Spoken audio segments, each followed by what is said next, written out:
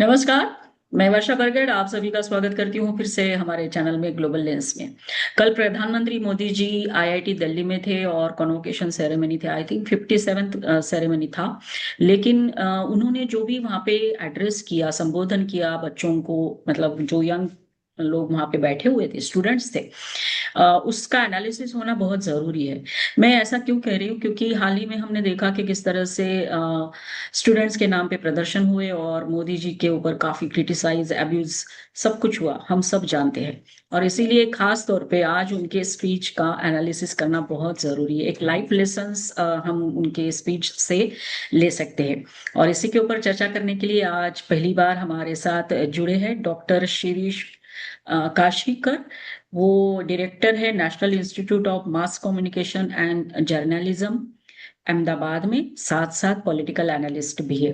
Sir, आपका बहुत धन्यवाद। और आप हमारे साथ जुड़े, होपफुली आप हमारे साथ कंटिन्यू करेंगे। जरूर। सर, कल प्रधानमंत्री मोदी जी मानो जैसे जेंजी के ऊपर टारगेट करके बात कर रहे थे। कॉन्वोकेशन सेरेमनी में काफी सारी बातें उन्होंने कही, एक एक पॉइंट पे। अगर आप हम लाइफ लेसन्स की थ्रू एंगल से अगर दिखते हैं तो आप क्या बताएंगे सर? देखिए, मुझे लगता है कि प्रधानमंत्री के इस संबोधन को, ये अभी जो भी जंतर मंतर पर घटनाएं हुई और ये चारों तरफ अभी जेन जी चल रहा है, उसके साथ जोड़ना थोड़ा उनके साथ ज्यादती हो जाएगी। मैं ऐसा इसलिए कह रहा हूँ क्योंकि प्रधानमंत्री के तौर पर, और जब वो यहाँ मुख्यमंत्री थे तब भी गुजरात में, कम्युनिकेशन कैसे करना है और किसके साथ वो कम्युनिकेट कर रहे हैं। वो वन टू वन बात कर रहे हैं अधिकारियों के साथ, या पॉलिटिकल लीडर्स के साथ बात कर रहे हैं, या वो किसी सभा में बात कर रहे हैं, या किसी बंद रूम में किसी के साथ बात कर रहे हैं, उनको हर एक प्रकार का जो कम्युनिकेशन है उसकी बहुत ही डीप नॉलेज है। और उस नॉलेज का वो हमेशा इस्तेमाल जो है उन्होंने किया है। अब तो खैर वो देश के प्रधानमंत्री हैं, अब तो वो विदेश जाते हैं, विदेश से उन्हें लोग मिलने के लिए आते हैं, उन सभी के साथ वो कम्युनिकेट करते हैं, और सामने वाले व्यक्ति बहुत इजीली उस बात को समझे, और वो जो कह रहे हैं उसके अंदर एक जो उष्मा है, वो उष्मा को भी वो महसूस करें। इस प्रकार से वो कम्युनिकेट करते हैं। अभी एक रिसेंट एग्जांपल मैं दूंगा। अभी जो एक इंटरनेशनल समिट में जब वो इटली की प्रधानमंत्री से मिले, जॉर्जिया मेलोनी जी से, और वो जो मेलोडी वाला एक पूरा एक नैरेटिव सेट किया उन्होंने, तो पूरी दुनिया में उसके ऊपर चर्चाएं हुई। तो मेलोनी जी तो जेन जी नहीं है, पर फिर भी जो एक नैरेटिव उन्होंने सेट कर दिया, वो बहुत काफी जबरदस्त था। तो ये उनके यूं कहिए कि अब ब्लड में आ गया है। ही नोज कि किस प्रकार से ये कम्युनिकेशन करना चाहिए। खैर, जेन जी अब चारों ओर चल रहा है, एआई के चलते हुए या सोशल मीडिया के चलते हुए, ये सब चीजों का दबाव बहुत बढ़ा है। पर यहाँ जहां पर वो जिन लोगों से बात कर रहे थे, वहां उन्होंने सिर्फ जो स्टूडेंट्स कॉन्वोकेशन जिनका हुआ, अब वो आगे जाने वाले हैं, उनके साथ बात नहीं की। उन्होंने वहां जो पेरेंट्स थे उनके साथ भी बात की, उन्होंने वहां जो शिक्षक थे उनके साथ भी बात की। और खैर, जिनका कॉन्वोकेशन हुआ, जो अब फील्ड में जाने वाले हैं, उनके साथ तो बात थी ही थी। तो वो सिर्फ एक जेन जी का एंगल है ऐसा नहीं है, ठीक है। जेन जी जिस प्रकार की भाषा का इस्तेमाल करते हैं, उस भाषा का भी उन्होंने वो इस्तेमाल किया।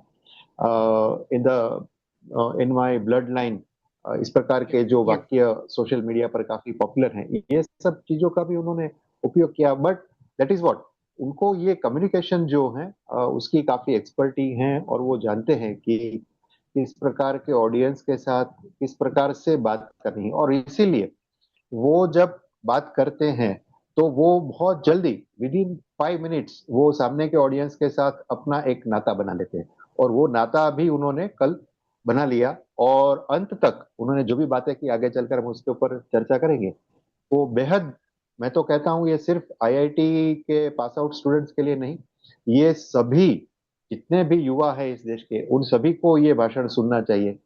और जितने पॉलिटिकल लीडर्स हैं, जितने प्रोफेसर्स हैं, जिन लोगों का काम किसी ना किसी प्रकार से कम्युनिकेशन करने का है, उन सभी के लिए ये एक बहुत बढ़िया एक मास्टर क्लास था, ऐसा भी हम कह सकते हैं। सर, उन्होंने अपने भाषण में एक काफी सारे पॉइंट्स डिस्कस किए, लेकिन पहला तो ये था keep learning, keep solving and keep leading, ये एक पॉइंट उन्होंने बोला जो सभी के ऊपर लागू होता है। बिल्कुल सही। और हालांकि वो जानते हैं कि वो आईआईटी दिल्ली जो कि एक प्रीमियर इंस्टीट्यूट है, और वहां से जो बच्चे पास आउट होकर निकले हैं वो आगे चलकर इस देश में या विदेश में जाकर जहाँ कहीं पर भी जाएंगे, वो एक बहुत बड़ा टेक्नोलॉजिकल बदलाव, चाहे वो किसी भी टेक्नोलॉजी में हो, सिर्फ सॉफ्टवेयर या एआई या इलेक्ट्रॉनिक की बात नहीं है।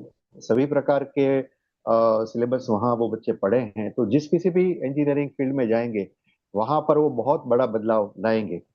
तो बड़ी ऑब्वियस सी बात है कि इस प्रकार के प्रीमियर इंस्टीट्यूट में से निकले हुए बच्चे जो हैं वो इंडस्ट्री को लीड करेंगे। और हम देखते हैं कि जो हमारे यहाँ की जो प्रतिष्ठित आईआईटीज हैं, वहां से निकले हुए स्टूडेंट्स जो हैं वो इंजीनियरिंग, साइंस, टेक्नोलॉजी, इन सब फील्ड में देश दुनिया में जाते हैं, और वहां पर वो लीडरशिप भी करते हैं। और इसीलिए, शायद इसीलिए उन्होंने जो कुछ लीडरशिप के जो लेसन्स हैं कि किस प्रकार से अपनी लीडरशिप को डेवलप करें, किस प्रकार से लीडरशिप को बनाए रखें, और किस प्रकार से जीवन में आगे बढ़ा जाना चाहिए, उसके बारे में भी उन्होंने काफी महत्वपूर्ण बातें जो है बड़े हल्के फुल्के अंदाज में भी कल उन्होंने वहां शेयर की। हल्के फुल्के अंदाज से सर मुझे याद आ रहा है उनका सेंटेंस कि मैं बाबा बागेश्वर नहीं हूँ जो पर्ची निकालूंगा। हाँ, वो जो बात थी उन्होंने जो एक कही कि विद्यार्थियों के मन में, अभी आपके मन में कुछ एक अलग ही बात चल रही होगी, और हर एक विद्यार्थी के मन में एक अलग अलग बात होगी। कोई अपने करियर के बारे में सोच रहा होगा, कोई अपनी फर्स्ट सैलरी सैलरी के बारे में सोच रहा होगा। हालांकि मैं, यानी प्रधानमंत्री, मैं नहीं जानता आप क्या सोच रहे हैं कि, और मैं बाबा बागेश्वर नहीं हूँ कि मैं कोई पर्ची निकल, हालांकि पर्ची का उल्लेख उन्होंने नहीं किया, पर यानी आपके यस मन यस। की बात समझ लूं। या हालांकि राइट। प्रधानमंत्री हर संडे को मन की बात करते हैं, वो अपने मन की बात करते हैं और देश के मन की भी बात करते हैं। पर ये बात तो सही थी उन्होंने जो कहा कि basically was talking about aspirations of the youth, right. तो वो जो है वो तो आपको ही पता है कि आप क्या करना चाहते हैं, पर आप जो भी करना चाहते हैं उसके लिए आपको, आपने बहुत सारी चीजें यहाँ सीखी हैं आईआईटी में, अब आगे चलकर आपको उसका इस्तेमाल करना है, और ना सिर्फ अपने खुद के लिए बल्कि देश के लिए उसका इस्तेमाल करना है। और उसके लिए आपको किसी साइकोलॉजिस्ट की या मेंटलिस्ट की जरूरत नहीं है जो बताए कि आपको क्या करना है।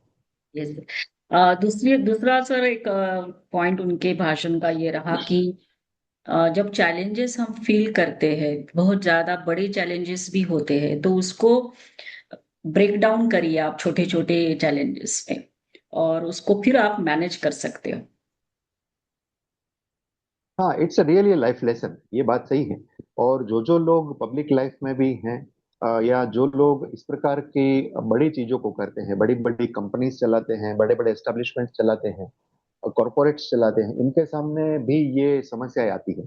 इनफैक्ट ये किसी भी लीडर के सामने समस्या आती है। अब हर एक का अपना एक स्केल होता है, कोई एक जो मिड लेवल की कंपनी चला रहा है, कोई स्टार्टअप कर रहा है, कोई बहुत बड़ा उद्योग समूह चला रहा है।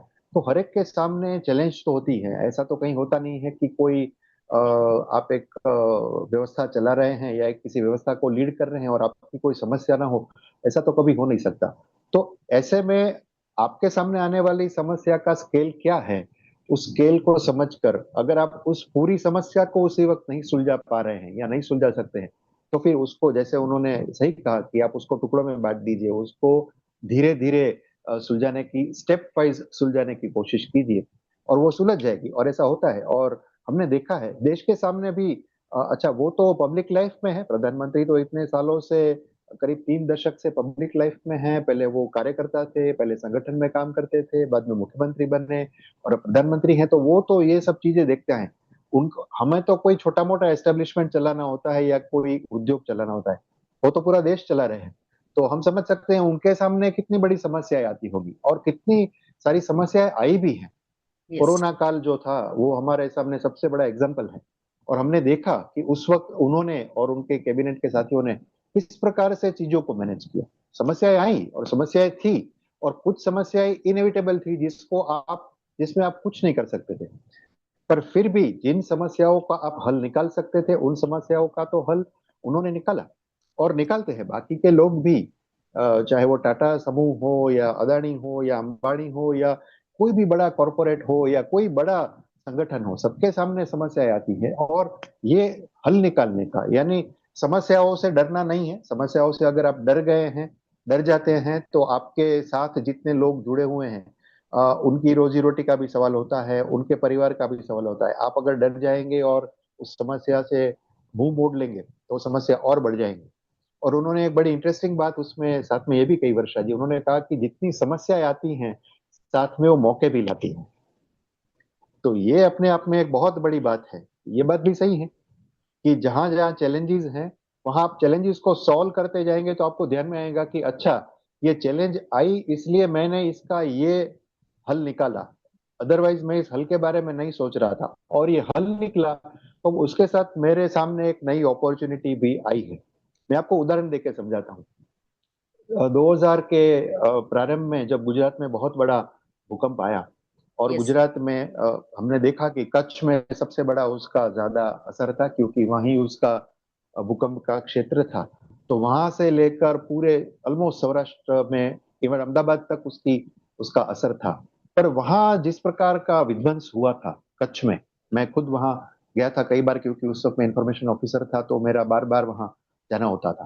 पर जैसे ही इवेक्यूएशन खत्म हुआ और बाद में रिहेबिलिटेशन की प्रोसेस शुरू हुई, नरेंद्र भाई उस वक्त मुख्यमंत्री बने, और जो जिस स्पीड से काम शुरू हुआ, राइट, और जिस प्रकार से वहां नए छोटे शहर बसाए गए, नए छोटे गांव बसाए गए, उस वक्त भी नरेंद्र भाई ने, और मुझे याद है अडवाणी जी भी उस वक्त डिप्टी प्राइम मिनिस्टर थे, अडवाणी जी भी यहाँ आते थे। अडवाणी जी ने एक अपने भाषण में भी ये बात कही थी, नरेंद्र भाई भी ये बात कहते हैं कि ये इतनी बड़ी घटना हुई, इसमें कई लोगों ने जानें गंवाई हैं, कई लोगों ने अपना बिजनेस खोए हैं, परिवार खोए हैं।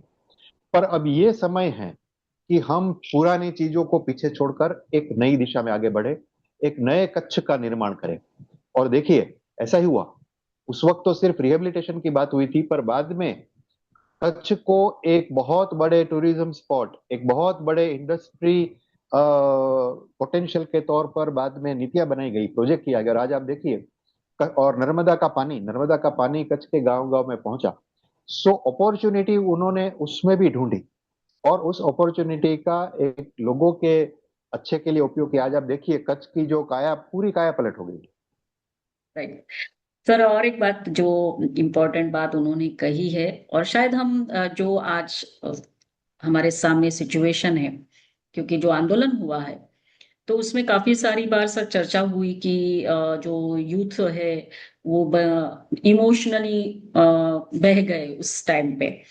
तो उन्होंने ये बात, बहुत इंपॉर्टेंट बात कही कि स्टे क्यूरियस, और ये कहा कि question the things that are accepted without thought. हाँ, और उन्होंने ये भी कहा कि सवाल पूछिए, पर साथ में सवाल का हल भी बताइए। हाँ, आप यस। सिर्फ सवाल पूछते रहेंगे, आप सिर्फ सिस्टम को पूछते रहेंगे कि ऐसा क्यों है, वैसा क्यों है, ऐसा क्यों नहीं हुआ, वैसा क्यों नहीं हुआ, तो उससे काम यस। नहीं चलेगा। आपके पास अगर हल है उस बात का, तो हल भी बताइए, तो राइट। उसके ऊपर भी बात की जा सकती है, और जो भी समस्या है उसका हल जो है वो निकलेगा। और हमने देखा ये जो जंतर मंतर पर पूरा जो आंदोलन हुआ, और उसके हल भी निकले, सरकार ने उसका हल भी निकाला, ठीक है, बाद में निकला, पहले निकला, वो एक चर्चा का विषय है, पर निकला, उसका हल निकला। और ये तो एक फ्लैश पॉइंट था। अभी आगे इतना बड़ा देश है, 160 करोड़ लोग यहाँ रहते हैं, इतने सारे राज्य हैं, इतनी सारी भाषाएं, इतनी सारी विविधताएं हैं, इतनी सारी राजनीतिक और सामाजिक विचारधाराएं हैं। तो कहीं ना कहीं किसी ना किसी चीज को लेकर कंफ्लिक्ट तो रहेगा ही, चाहे आपको सिस्टम के सामने नाराजगी है, चाहे आपको सरकार के सामने नाराजगी है, चाहे आपको किसी भी इश्यू को लेकर नाराजगी है। तो वो तो हमेशा रहने वाली है। वो तो ऐसा कभी नहीं होगा कि भाई हर चीज में हर व्यक्ति सहमत होगा। ये तो सरकार को भी पता है और हमें भी पता है।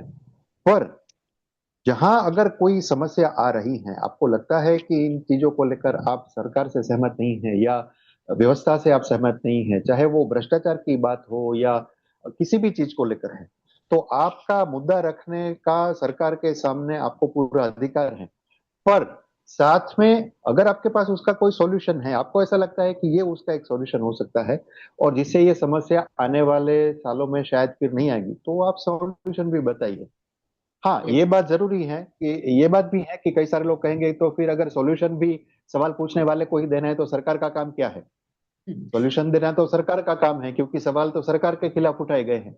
ये बात भी ठीक है, पर ऐसा बिल्कुल जरूरी नहीं है कि डेमोक्रेसी में हर चीज का सॉल्यूशन सरकार दे। राइट, हमारे पास भी अगर we are the civil society, अगर हमारे पास भी कुछ सॉल्यूशन है तो हमें सरकार को सॉल्यूशन बताना चाहिए। उसको कितना एक्सेप्ट करती है सरकार, नहीं करती है, वो हम सरकार के ऊपर छोड़ दे। और अगर हमें असंतुष्ट है तो हमारे पास आंदोलन करने के अलावा भी कई सारे तरीके होते हैं। सड़कों संविधानिक। पर उतरने के अलावा भी कई सारे तरीके हैं, हम कोर्ट में जा सकते हैं और तरीके हैं उसके, उसका भी हम इस्तेमाल कर सकते हैं।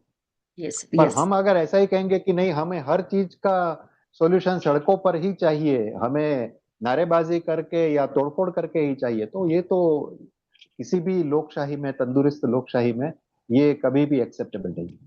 यस सर, बिल्कुल। और होना भी नहीं चाहिए, क्योंकि इसी दौरान सर नारे लगे थे कि अब सारे डिसीजंस जो होंगे वो सड़कों से होंगे। काफी सारे पॉलिटिकल लीडर इसकी हाँ बात कर रहे थे। इसमें प्रमुख नाम हाँ अगर लेना चाहे तो योगेंद्र यादव थे पहले, कि अब संसद से नहीं सड़कों से निर्णय होगा। तो ये बात बहुत हमारे लिए इम्पोर्टेंट है जो प्रधानमंत्री जी ने कही, कि जब आप सवाल पूछते हो तो उसके सॉल्यूशंस भी ढूंढने चाहिए।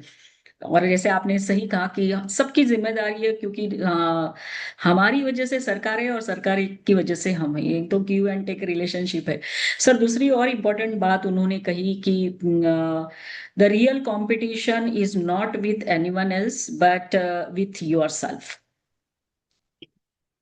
एब्सोल्युटली, एब्सोल्युटली फैंटास्टिक, ये बात बहुत सही है। और खास करके उन्होंने उन स्टूडेंट्स के साथ या उन पास आउट लोगों के साथ बात की जो बहुत मेधावी हैं। वो हम्म। मेधावी हैं तभी वो आईआईटी दिल्ली तक पहुंचे, और अब वो आगे चलकर जो हैं कई सारी साइलेंट रिवॉल्यूशंस लाएंगे टेक्नोलॉजी के क्षेत्र में या समाज के किसी भी क्षेत्र में, थ्रू टेक्नोलॉजी। राइट, जो हम देख रहे हैं आज चारों तरफ जो है टेक्नोलॉजी का बोलबाला है, तो उनको अपने आप को ही अपडेट करते रहना पड़ेगा। और ये बात सही है। और जो लोग, ये जो प्रधानमंत्री ने बात कही, ये बात अलग अलग स्वरूपों में कई बार कही जा चुकी है कि अगर आप अपने आप से compete नहीं करते हैं और आप दूसरों के प्रति देखते हैं कि ये आगे बढ़ गया, ये वहां चला गया, वहां चला गया, तो आप तो आगे नहीं बढ़ेंगे, आप वहीं के वहीं रहेंगे। आपको अपने आप को, आपके अंदर का जो सॉफ्टवेयर है उसको हमेशा अपडेट करता रहना पड़ेगा। और जब तक आप अपने आप को अपडेट नहीं करोगे, आप उन लोगों के साथ कंपटीशन भी नहीं कर पाओगे। और दूसरी बात, आपको कंपटीशन करनी क्यों है? किसी को 1 करोड़ का पैकेज मिला है और आपको 2 करोड़ का पैकेज चाहिए, तो आपको ये सोचना पड़ेगा कि उसको 1 करोड़ का पैकेज क्यों मिला, आपको वो पैकेज क्यों नहीं मिला। और अगर आप 2 करोड़ का पैकेज चाहते हैं या आप कोई उससे भी बड़ा काम करना चाहते हैं, तो आपके अंदर क्या कमियां हैं, उन कमियों को ढूंढिए, उसको ठीक कीजिए, और अपने आप को उतना कंपेटेबल बने कि कोई आपको 2 करोड़ का पैकेज दे, या आप जो भी करना चाहते हैं आपके क्षेत्र में वो आप कर पाए। और क्योंकि आप लीडर हैं, आप यस लीडरशिप करने वाले हैं, तो लीडर के पास तो ये सबसे बड़ी क्वालिटी होनी चाहिए कि वो अपने आप को हमेशा उतना कंपेटेबल और कम्पिटिटिव बनाए रखे कि वो दूसरों से हमेशा आगे रहे। सर, और एक बात सर, जिस तरह का माहौल है आज, भारत का चित्रण जो बाहर के देशों में एक निगेटिव तरह से किया जाता है, नैरेटिव सेट किए जाते हैं। ऐसे माहौल में जो प्रधानमंत्री जी ने कहा स्टूडेंट्स को कि आने वाले समय में भारत आपकी वजह से बनेगा, भारत आपकी तरफ देख रहा है। तो एक नया जर्नी है, क्योंकि हमने एक लक्ष्य रखा है विकसित भारत का। The nation is looking to young minds like yours, ऐसा कहा है।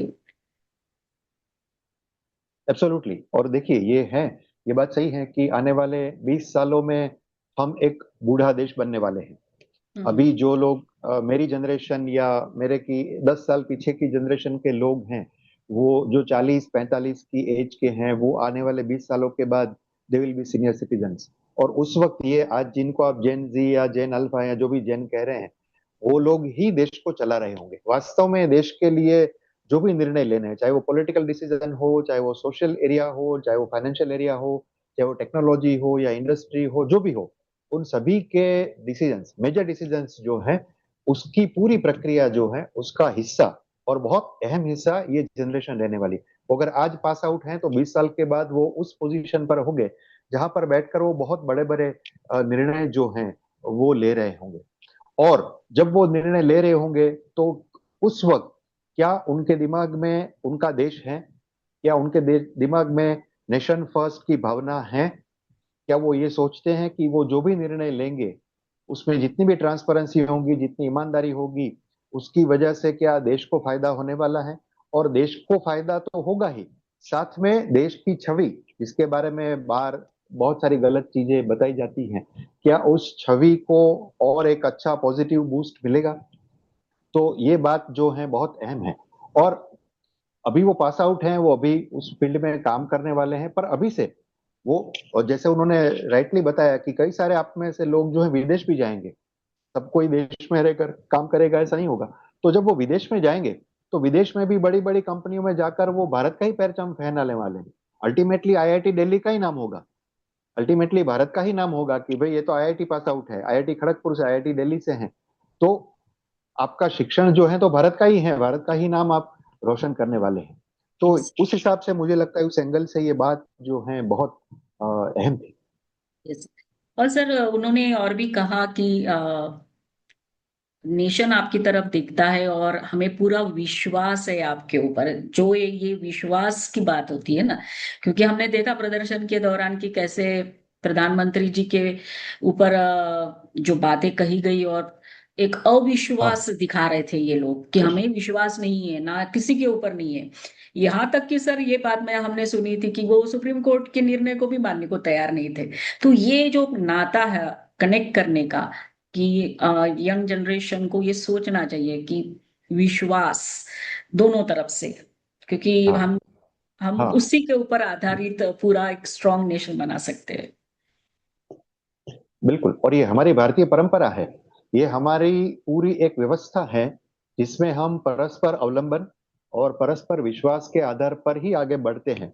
वेस्ट में क्या हो रहा है, वेस्ट किस प्रकार से बिहेव करता है, उससे हमारा कुछ लेना देना नहीं है।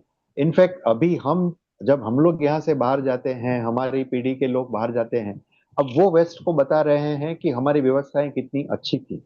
और अगर अब हम ये बाहर जाकर लोगों को बता रहे हैं और बाहर की दुनिया ये मान रही है, तो बाहर से कुछ लोग यहाँ आकर या बाहर की कुछ पढ़ाई वढ़ाई करके यहाँ आकर लोग हमें नया ज्ञान देने लगे या हमें समझाने लगे कि ये गलत है ये सही है, हम इन बातों को मानते ही नहीं है, तो वो अब उनको ज्ञान अपने तक ही सीमित रखना चाहिए। क्योंकि जो लोग अपनी जिम्मेवारी नहीं लेना चाहते हैं किसी भी चीज को लेकर, खुद की जिम्मेवारी नहीं लेना चाहते और दूसरों की जिम्मेवारियां क्या है उसके ऊपर ही हमेशा उंगलियां उठाते रहते हैं, उन लोगों को इतना ज्यादा अहमियत देने की भी जरूरत नहीं है कि हमारे देश में क्या समस्याएं हैं, हमारे देश की समस्याओं को हमें कैसे सुलझाना है, ये हमें नहीं पता है। ये हमें पता ही है। उसके लिए किसी को बाहर पढ़ाई करके यहाँ आना और हमें बताना कि देखिए आपकी न्याय व्यवस्था में गड़बड़ियां हैं, आपकी मीडिया में प्रॉब्लम है, आपकी ब्यूरोक्रेसी में प्रॉब्लम है, आपकी पॉलिटिकल पार्टीज खराब हैं, आपका इलेक्शन कमीशन जो है उसमें कुछ ठिकाना नहीं है, भाई ये आप हमें बताने की जरूरत नहीं है। हर एक सिस्टम की अपनी समस्याएं हैं, समस्याएं बिल्कुल हैं, कोई ऐसा नहीं कह रहा कि समस्या नहीं है, पर उसी सिस्टम के अंदर उसका एक ऑटो करेक्शन सिस्टम भी है। पॉलिटिकल सिस्टम में भी करेक्शन होता है, हमारे एडमिनिस्ट्रेटिव सिस्टम में भी करेक्शन होता है, हमारी इलेक्शन सिस्टम में भी करेक्शन होता है, मीडिया के अंदर भी करेक्शन होता है।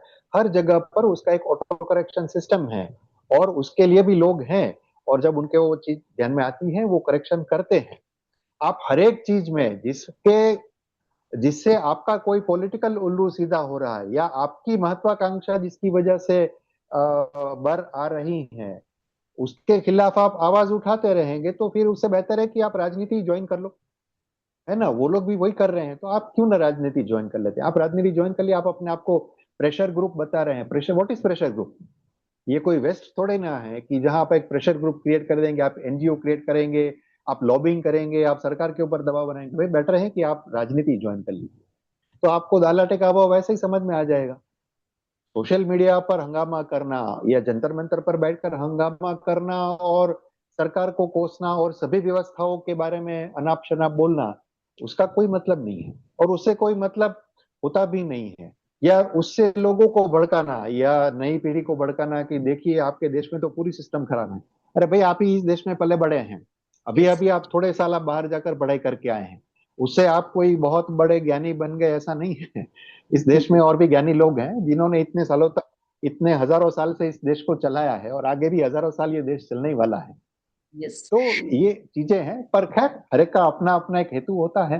पर ये समझना, नई पीढ़ी को इस बात को समझना पड़ेगा, उनको दूध का दूध और पानी का पानी करना पड़ेगा, उनको ये समझना पड़ेगा कि वास्तव में कौन देश के हित के बारे में बात कर रहा है और कौन अपने कुछ एजेंडे चला रहा है।